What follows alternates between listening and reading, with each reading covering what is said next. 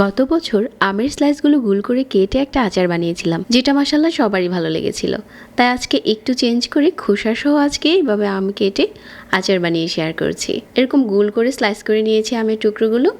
এখন একটা প্যানে হাফ কাপের মতো সরিষার তেল দিয়ে দিলাম, আর 1 চা চামচ দিয়ে দিচ্ছি 5 ফোড়ন, 1 চা চামচ দিয়ে দিলাম আদা রসুন বাটা, হাফ কাপ চিনি দিয়েছি, আর এখানে 2 টেবিল চামচ কাসুন্দি দিয়ে দিচ্ছি।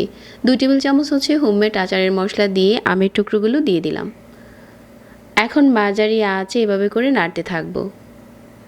আর এখানে আস্ত রসুন দিয়েছি 4-5টার মতো, 1 চা চামচ লবণ দিয়েছি।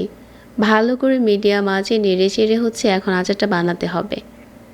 এখন 1 ফুট কাপের মতো দিয়ে দিচ্ছি সিরকা। চুলা থেকে নামানোর আগে স্পেশাল যে আচারের মশলাটা আছে ওটা দিয়ে দিলাম।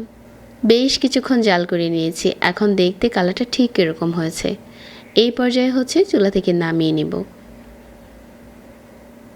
এই আচারটা বানানোর পর এটা কাচের বয়মে ভরে যদি নর্মাল ফ্রিজে রাখেন তাহলে আচারটা 1 বছরের মতো ভালো থাকবে।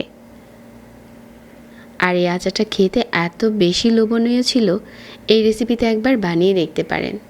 দারুণ টেস্টি ছিল খেতে।